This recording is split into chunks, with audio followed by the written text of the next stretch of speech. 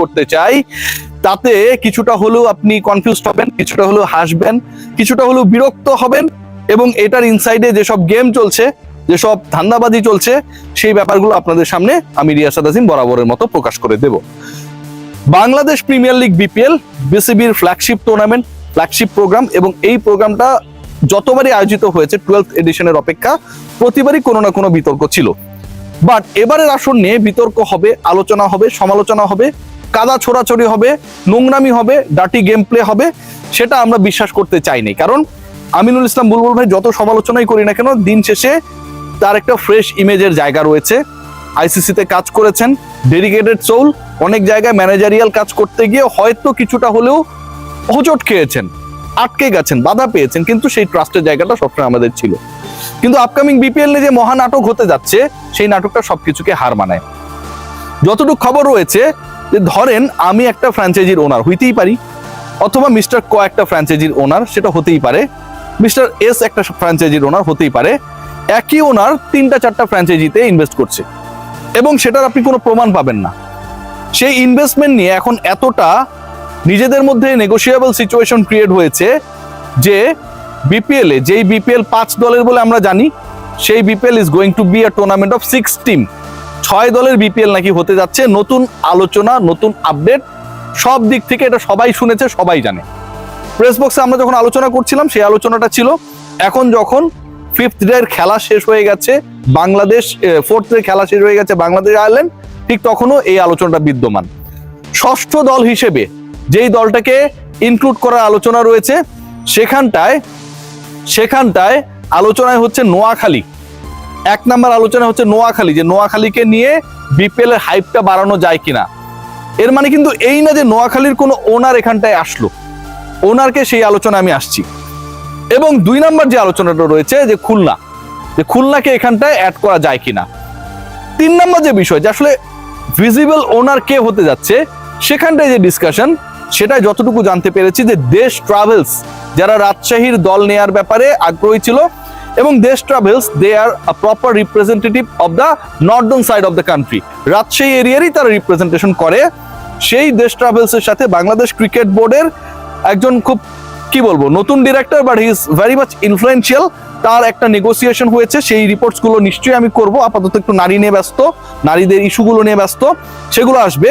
সে যেই হোক না কেন, তার একটা যেভাবেই হোক দল পেতে হবে, দিতে হবে, এরকম একটা সিচুয়েশন উপর লেভেল থেকে এখানটায় মোটামুটি প্রেশার ক্রিয়েট করা হয়েছে, বা প্রেশারটাকে অনেকটা ইম্পোর্ট করে আনা হয়েছে যে ওনাকে, ভদ্রলোককে এই দল দেওয়াই লাগবে। দেশ ট্রাভেলস এর ব্যানারে যেই দলটা আসছে, সেই দলটা এখন রাজশাহী তো যেহেতু নাবিল গ্রুপ করছে, তো দেশ ট্রাভেলস এর ব্যানারে যেই দলটা আসছে, সেটা হতে পারে নোয়াখালী অথবা খুলনা, দুটার যে কোনো একটা। এবং এটাকে জাস্টিফাইড করার জন্য গতকালকে ক্রিকেটারদেরকে বলা হয়েছে, মানে ক্রিকেটাররা তো জানে না who are going to be the owner, right, যে একটা দল বাড়লে কেমন হয় টাইপের আছে না। ভাই আজকে বিরিয়ানি খাইলে কেমন হয়? হ্যাঁ, ভালো হয়, ঠিক আছে। বিরিয়ানির মধ্যে আপনি কি দিচ্ছেন আর পাকাইছে কে, এটা তো আপনি জানেন না।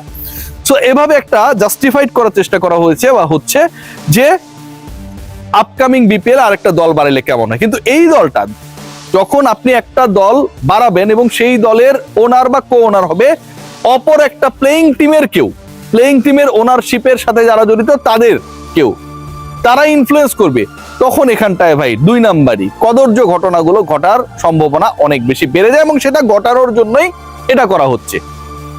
আমার 2টা দল খেলছে, আমি ফিক্সড করব যে কে জিতবে কে হারবে, আমি ফিক্স করব আমার 11 কেমন হবে না হবে। আইপিএল, বিপিএল, সিপিএল, এই যে বিভিন্ন এল গুলো রয়েছে, এগুলোর সাথে যারা জড়িত ওনারশিপে, দে আর ভেরি মাচ ইনফ্লুয়েন্সিয়াল, এবং টিম তাদের মতো করেই হবে। সো আপকামিং বিপিএল আমার কাছে মনে হয় এটা একটা বড় ধরনের সেটব্যাক হতে যাচ্ছে। এর থেকেও ভয়াবহ তথ্য আপনাদের সাথে আমি একটু শেয়ার করতে চাই, সেটা হচ্ছে বিপিএল গভর্নিং বডি বা গভর্নিং কাউন্সিলের ব্যাপারে আপনারা সবাই জানেন। The news I have till now, সেই গভর্নিং বডি বা গভর্নিং কাউন্সিলে যারা রয়েছেন তাদের প্রভাব নেই বললেই চলে। Aminul Islam Bulbul is playing a very dummy role.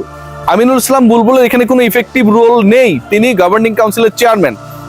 Really Aminul Islam বুলবুলের এখানটায় কোনো ধরনের ইফেক্টিভ রোল নেই, though he is the governing council chairman. এবং একই সাথে এখানটায় মেম্বার সেক্রেটারি হিসেবে যিনি রয়েছেন, যতটুকু শোনা যায় আকাশে বাতাসে, ডানে বামে, মাটিতে, অন্তরিক্ষে, তাতে তারও কোনো ভূমিকা খুব বেশি নেই। So who is the main mastermind, godfather for arranging the upcoming BPL, for ensuring the number of teams? কে সে? এটা একটা বড় প্রশ্ন এবং এই সংক্রান্ত আলোচনাগুলো, ডিসকাশনস গুলো খুব দ্রুত আপনাদের সামনে আমি নিয়ে আসবো। সো এই যে ঘটনাগুলো ঘটছে, যে আপনি আপনার মতো করে কলকাঠি নাড়ছেন, আপনি আপনার মতো করে টিম সিলেকশন করছেন, আপনি আপনার মতো করে গভর্নিং কাউন্সিলকে অকেজো করে দিচ্ছেন এবং আপনি আপনার মতো করে যাদের ইচ্ছা তাদেরকে এখানটায় ঢোকানোর চেষ্টা করছেন, দল কমাচ্ছেন, বাড়াচ্ছেন, এটা কোনোভাবে সাপোর্টেবল না।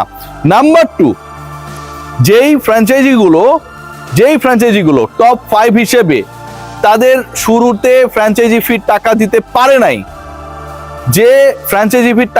পারে নাই, অথবা যার কাছ থেকে অ্যাকসেপ্ট করা হয় নাই, আপনি কি নতুন কাউকে অ্যাড করতে পারেন কিনা? যদি আপনি সেটা পারেন, যদি সেটা আপনি করেন, তাহলে খুলনার মাইন্ডটিকেও আপনাকে সুযোগ দেওয়া উচিত। আমি একটা এক্সাম্পল দিচ্ছি, সবার জন্যই তো এটা সমান হওয়া উচিত, কিন্তু আপনি সেটা করছেন না। কিন্তু দেশ ট্রাভেলস এর সাথে বাংলাদেশ ক্রিকেট বোর্ডের নতুন একজন ডাইরেক্টরের ভয়াবহ রকমের সক্ষতার কারণে ইউ আর এনকারেজিং দেম একটা টিম নেওয়ার জন্য, যারা বিট করেছিল to get the Rajshahi team, সেটাও আরেকটা ডাইরেক্টরের। সেখানটায় না গিয়ে আপনি যে সুযোগটা করে দিচ্ছেন যে আমার ডাইরেক্টরের টিম মানে টিম পাবে, অন্য কারো টিম হলে পাবে না, এটা কিন্তু ভয়াবহ একটা ঘটনা। চট্টগ্রাম নিয়ে একটু আপডেট জানাতে চাই। তারা যখন ফেইল করেছে টাকা দিতে এবং চট্টগ্রাম থাকছে না, এরকম একটা ডিসকাশন হচ্ছিল, ঠিক এর পরের ঘটনা যেটা, এখানটায় নাকি অনেকেই মানে এই চট্টগ্রামকে কেন বিপিএল এ রাখা যাবে না বা রাখলে ঝামেলা, এই সংক্রান্ত ডিসকাশনস গুলো হচ্ছিল, সেখানটায়ও নাকি ইনফ্লুয়েন্স করার চেষ্টা করা হয়েছে। সেখানটাও চট্টগ্রামে কি যেন একটা ফাইবার কেবল অপটিক কি যেন একটা আছে, ছোটবেলায় পড়তাম এগুলা বিজ্ঞানে, এরকম একটা কোম্পানির মালিক যাদেরকে আমরা কেউ দেখি না, এবং যেখানটায় মিস্টার এ কে আপনারা সবাই জানেন, আমি বলবো পরবর্তীতে, তিনিও জড়িত। সেরকম একটা দলের ফেভারে যখন বাংলাদেশ ক্রিকেট বোর্ডের টপ অথরিটি, বাংলাদেশ ক্রিকেট বোর্ডের ইনফ্লুয়েন্সিয়াল ব্যক্তিবর্গ ইনভলভ হয়, বাংলাদেশ ক্রিকেট বোর্ডের ইনফ্লুয়েন্সিয়াল ব্যক্তিবর্গ যেভাবেই হোক না কেন চট্টগ্রাম টাকা দিতে পারুক আর না পারুক তাদেরকে রাখার জন্য ইনফ্লুয়েন্স করে, তখন এর পেছনে কি কারণ বিদ্যমান সেটা জানার অধিকার সবার রয়েছে। চট্টগ্রামকে থাকানে কোনো সমস্যা নেই, অবশ্যই চট্টগ্রামের মানুষ খেলা দেখবে, চট্টগ্রামের ফ্র্যাঞ্চাইজি হবে, কিন্তু যারা অযোগ্য আপনি তাদেরকে রাখার চেষ্টা করবেন কেন? যেই মানুষটা অযোগ্য আপনি যদি তাকে যোগ্য বানানোর চেষ্টা করেন, তার মানে এখানে ভিতরে কোনো একটা ঝামেলা রয়েছে। যদি একই মানুষ যদি 2-3টা দলে ইনভেস্ট করে, আন্ডারহ্যান্ড ডিলিংস গুলো যদি এভাবে হয়, তাহলে নিশ্চয়ই এখানটায় কোনো ভিন্ন উদ্দেশ্য রয়েছে। সেই উদ্দেশ্যগুলো চরিতার্থ করার জন্য বাংলাদেশ ক্রিকেট বোর্ডের ভেতরের কেউ যখন সহযোগিতা করে, ডেফিনেটলি ইনফ্লুয়েন্স করার চেষ্টা করে, এর থেকে দুঃখজনক কোনো কিছু হয় না। So wait and see what is actually the scenario. Definitely BPL নিয়ে আমি যেহেতু ইনভলভ হয়েছি, নিউজগুলো সামনে আসবে। আপনারা সবাই ভালো থাকবেন।